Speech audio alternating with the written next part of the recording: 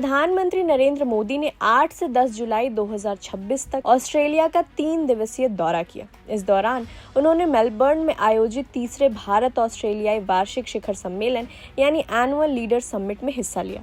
यात्रा के अंत में दोनों देशों के बीच 18 बड़े समझौते हुए जो रक्षा, समुद्री सुरक्षा, परमाणु ऊर्जा और तकनीक जैसे अहम क्षेत्रों से जुड़े हैं। मेलबर्न पहुंचने पर पीएम मोदी का भव्य स्वागत हुआ। उन्होंने ऑस्ट्रेलियाई पीएम एंथनी अल्बनीज के साथ 1-to-1 बैठक की और फिर प्रतिनिधिमंडल स्तर की वार्ता की। इसके अलावा उन्होंने विपक्ष के नेता Angus Taylor, governor general Sam Mostyn और विक्टोरिया की गवर्नर मार्गरेट गार्डनर से भी मुलाकात की। इस दौरान भारतीय समुदाय के कार्यक्रम और ऑस्ट्रेलिया इंडिया सीईओ फोरम में भी मोदी की सक्रिय भागीदारी रही। ये यात्रा और ऑस्ट्रेलिया के बीच व्यापक रणनीतिक साझेदारी यानी कि कॉम्प्रिहेंसिव स्ट्रैटेजिक पार्टनरशिप को अगले स्तर पर ले जाने के लिए थी।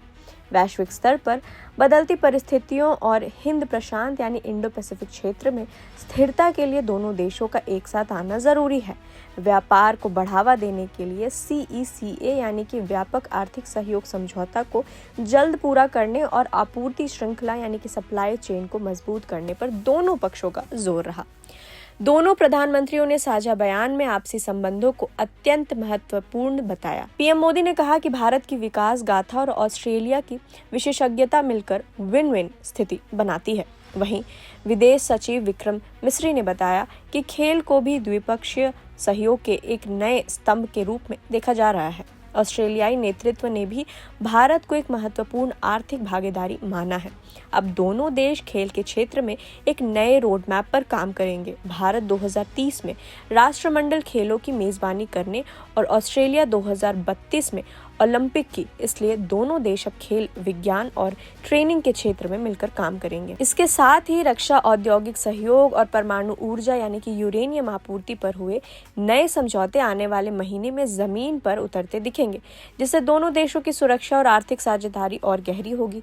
अंत में प्रधानमंत्री नरेंद्र मोदी का ये ऑस्ट्रेलिया दौरा सिर्फ एक राजकीय यात्रा नहीं बल्कि भारत और ऑस्ट्रेलिया के बीच एक गहरे भरोसे और अटूट साझेदारी का प्रतीक है। जिस तरह से व्यापार, रक्षा और परमाणु ऊर्जा जैसे संवेदनशील मुद्दों पर सहमति बनी है, वह ये साफ दिखाता है कि भविष्य में दोनों देश एक दूसरे के सबसे विश्वसनीय सहयोगी बनकर उभरेंगे। सबसे खास बात यह है कि अब ये रिश्ता केवल सरकारी फाइलों या बॉर्डर तक सीमित नहीं है, बल्कि ये खेलों और जनसंपर्क के जरिए आम लोगों के करीब आ रहा है।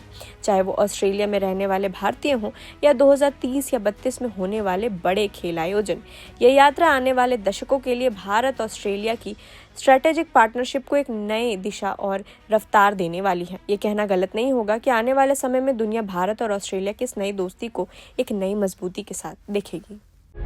प्रभातखबर.com, विश्वास वही, रफ्तार नहीं।